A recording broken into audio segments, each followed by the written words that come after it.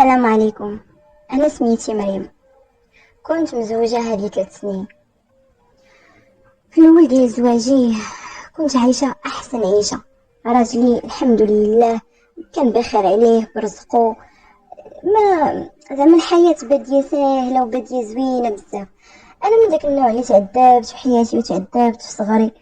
كان با صعيب بزاف وكيضربنا بزاف انا وخوتي، وكبرنا وحنا كنخافوا وكبرنا غير سمعنا شي واحد كيتغوت في الزنقه كنوليو كلنا كنترعدوا. اما خلاص الا دخل هو للدار راه صافي، راه النفس كتقطع فينا. فاش كبرت مشيت قريت حدي حد الليسي، ومن بعد جلسني قال لي صافي الله يجعل البركه. انا ما عنديش البنت اللي تبقى خطيبتي لا فاك لا مدرسه لا والو، قلتي حتى النهار يجيك رزقك.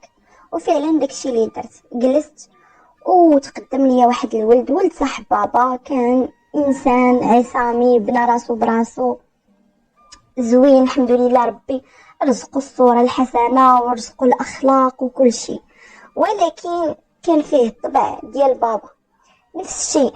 حتى هو كان صعيب، حتى هو كان قاصح، وكانت الا درت شي حاجه راه يا ويلي داك النهار. ماشي من ناحيه الضرب، وانما كان عنده واحد كيمارس عليه واحد العنف نفسي خايب بزاف. المهم في الاول ديال الزواج ديالنا هو كان ديك الساعه لاباس عليه، كان المشاريع ديالو غاديين مزيان الحمد لله، الامور ديالو بخير. حتى لواحد النهار وغادي يطرى ليه مشكل كبير ديال الشاكات. راكم عارفين الناس اللي كيكونوا خدامين في الشهاده ديال التجاره وداكشي كيكونوا كيستعملوا الشاكات بزاف وكيكونوا فلوسهم بحال كتقول دايره في السوق. يعني واحد كيخلصوه بالشاك، واحد كيجيب كياخذوا من عنده السلعه، واحد هذا. هو كان وصل لواحد المرحله اللي بحال داك الشغل كبر عليه، يعني الفلوس الفلوس الفلوس. دار الدار، دار طوموبيل، دار شحال من حاجه قبل ما يتزوج بيا. فاش تزوج بيا دار لي احسن عراسيه، تهلا فيا، شرى لي الذهب، شرى لي كل شيء.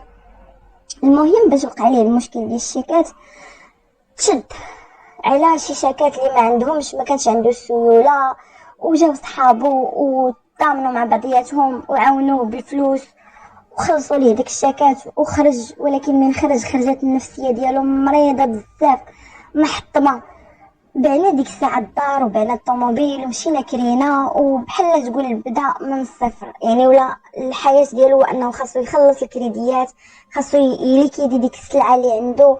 نقص من المحلات، كانوا عنده 4 ديال المحلات خلى غير واحد، وبدا بحال عاد من الاول وجديد. عاد بدا عاوتاني كيبني السمعه ديالو في السوق، حيت التاجر فاش كيطرى له هذا المشكل ديال الشاكات راه صافي، راه السمعه ديالو كطيح، وبنادم ما كيبقاش يثق فيه بزاف.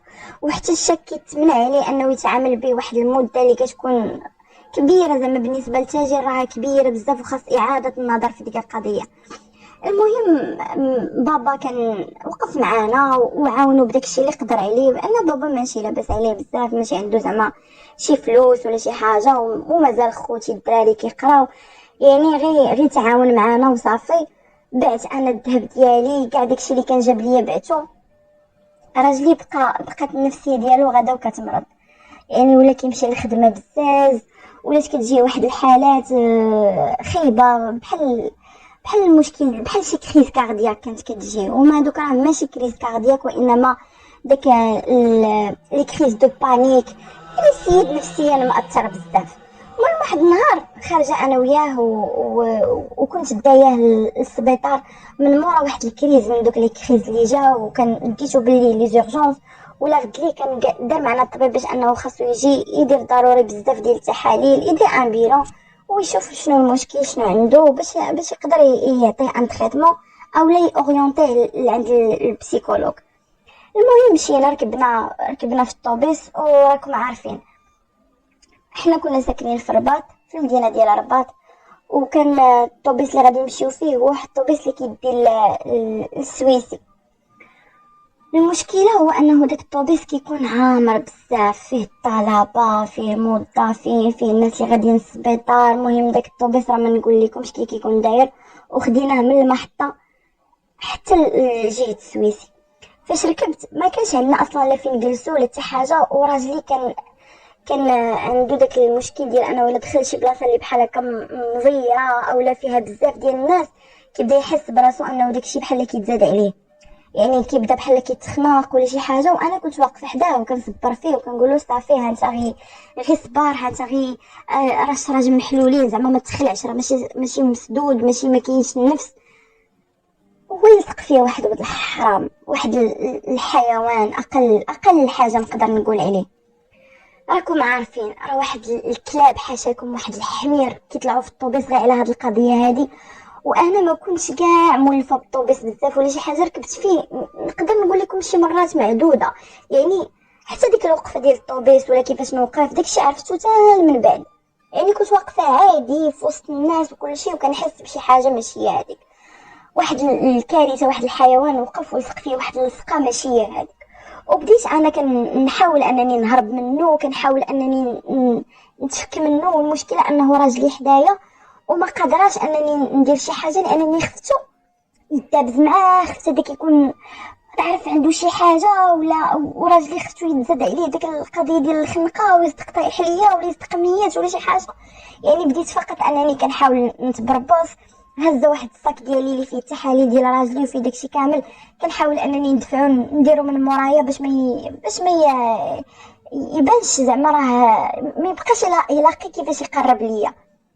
والو سيد بقى هكذاك حتى قضى الغرض ديالو ومشى. يعني بواحد راه هادشي اللي كنقول لكم راه بواحد السرعه، زعما ماشي كاع شي وقت اللي هو طويل ولا شي حاجه.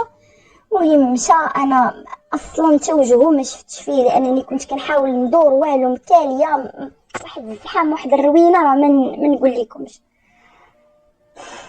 مشكله من مورا داكشي مشينا للسبيطار، هبطنا في المحطه. جبت في المحطه كنلقى حوايجي موسخين. مشيت انا وراجلي شديت داك كنت لابسه بحال واحد المونطو طويل، شديتو على وعدي وسعدي قلبتو درتو ريكتو فيرسو باش ما يبقى باين والو. راجلي ما دا ما جاب لانه مسكين هز راسو غير مع مرضو وبالو مع مرضو داكشي. مشينا للتحاليل ساليناهم. ملي كنا راجعين ركبنا في طاكسي كبير، قلت لراجلي والو خلينا نركبوا في طاكسي كبير لانني كرهت شي حاجه سميتها الطوبيس. ما بقيت حملتها، ما بقيت قبلتها، صافي قلت ما عمري في حياتي ما نركب في طوبيس، واختو الا كان هكا عامر وما كانش عندي بلاصه فين نجلس مستحيل. صافي ركبنا في طاكسي، واخا الطاكسي ما كانش غادي يحطنا في البلاصه اللي حنا باغيين، ولكن ماشي مشكل. قلنا نمشيو شي شويه على رجلينا، وبقيت كنشجعو كنقول لها راه خاصك تمشى وهادي. رجعنا بحالتنا للدار، وبدات الايام كدوز. دازت تقريبا شي 4 شهور على ديك القضيه اللي كانت طرات ليا، وعشنا حياتنا عادي. وراجلي الصحه ديالو تحسنات ولا بخير عليه والحمد لله. كنتبع مع واحد البسيكولوج وعرف ان داكشي فقط غير حاله نفسيه، وبدا كينجح عاوتاني في حياته. يعني صافي الحمد لله ولينا مزيان. بزاف ديال الكريديات، تقريبا شي 80% ديال الكريديات كانوا تحيدوا علينا. يعني راجلي مستعد انه راه غادي يبدا من الاول، ما بقاش عنده مشكل. حتى واحد النهار وكيجي كيدخل صاعر كيغوت كيضرب فيا، انا ما عارفاش حتى شنو طاري.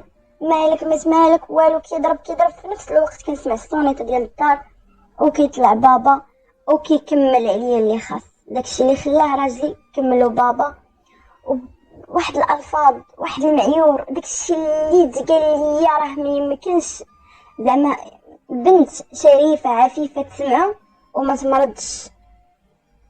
مشيت نموت.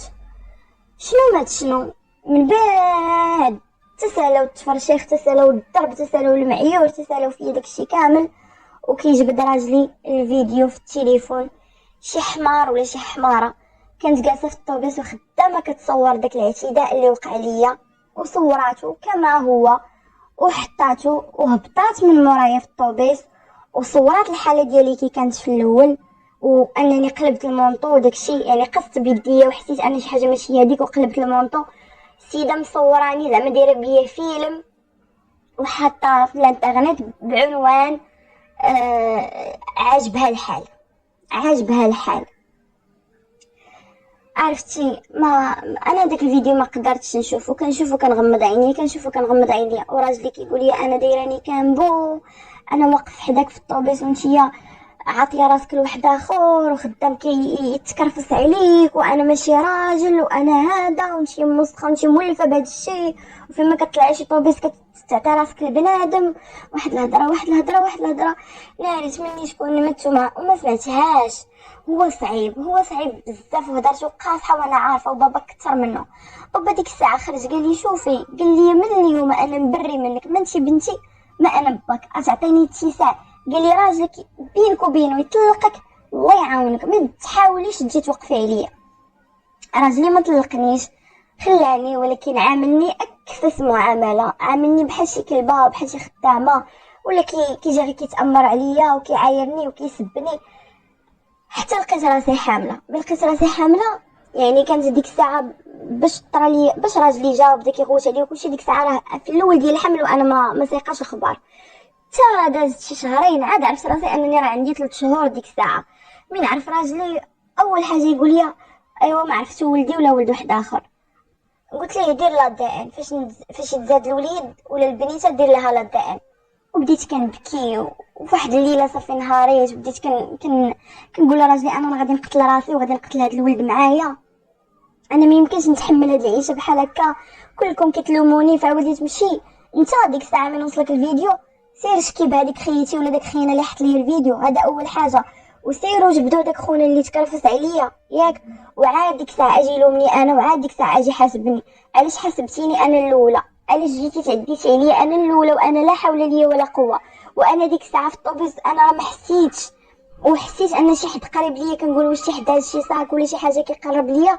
وفي الاخر ما بغيتش نهضر لانه انت معايا ومريض، ويلا كنواسيك وكنقول لك راه زعما باش ما تحسش بالخنقه، وكنقول لك راه شي راجل محلولين راه هادي. يعني انا بالي كامل كان معاك انت، ما كنت داير في حتى حاجه.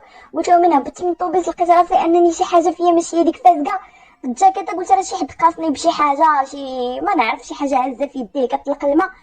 وقلبت الجاكيطه باش ما نبقاش هكاك غاده مفضوحه وانا ما على بالي والو. بقيت كنبكي عقلي مشى يخرج.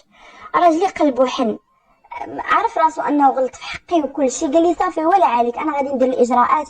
فعلا مشى دفع شكايه الوكيل المالك بسميتي انا بالتوكيل ديالي انا، وخلاها باش انهم يقلبوا على شكون هذا اللي صورني وشكون هذاك خونا اللي كان خدام كيتكرفس عليا. المهم حاليا الشكايه راها محطوطه راها كاينه، والراجل الحمد لله بدا كيرطب شي شويه من جهتي، مازال ما كيقرب لي ما كيقاسني، ولكن عرف انني مظلومه. وبابا عيا ما يحاول معاه وعيا ما يهضر معاه باش انه يسمح لي، واخا انا ما عرفتش راسي شنو دايره علاش غادي يسمح لي والو.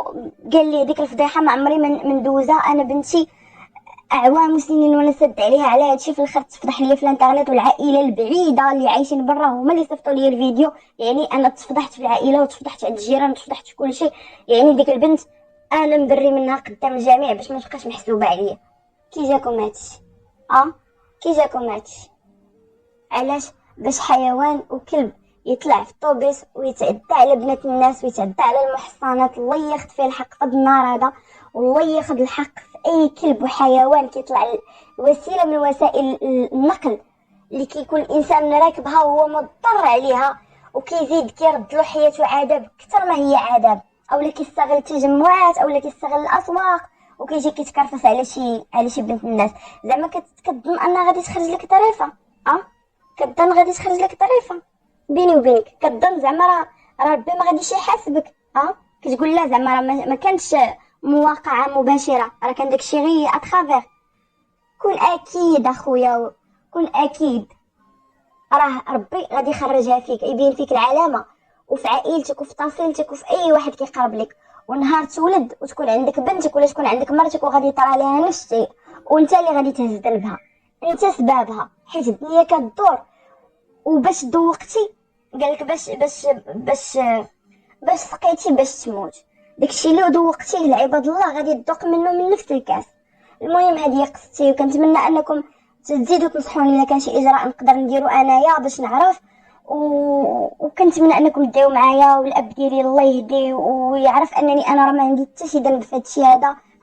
انا حاليا مازال ما ولدتش، ان شاء الله نولد ونتفك بخير وعلى خير. وخا هاد الازمه النفسيه دوزات عليا حمالتي كحله، يعني دعيت والله دمر لي حياتي، دمر لي زواجي، دمر لي عائلتي، دمر لي علاقتي مع العائله ديالي. وحتى المولود اللي عندي في كرشي راه مسكين كيعاني من الحاله النفسيه الخايبه اللي انا كندوز منها. شكرا لكم بزاف حيت صنتوا ليا. كبداية سمعتوا القصه، فعلا بزاف ديال العيالات في المجتمع ديالنا وفي بزاف ديال المجتمعات كيعانيو من هذا الشيء، ماشي فقط المجتمع المغربي او المجتمع العربي، راه حتى في المجتمعات الغربيه كاينه هذه ظاهره التحرش. ما خطات حتى شي جنس، ما خطات حتى شي ثقافه.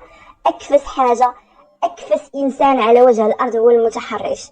يعني كيكون انسان اللي هو ضعيف الشخصيه، الكاركتير ديال الحيوانات اعزكم الله. كنتمنى ان اي واحد كيدير هذه القضيه يسمع هذا الفيديو ويشوف الدعاوي اللي كيوصلوه وكيوصلوا لتريكته وكيوصلوا لعائلته وجدوده وكل شيء. شكرا لكم بزاف حيت سمعتوا القصه. ما تنسوش التعليق وجيم، اكيد اشتركوا في القناه باش ديما توصلوا بكل جديد. كنحماق عليكم ومع السلامه.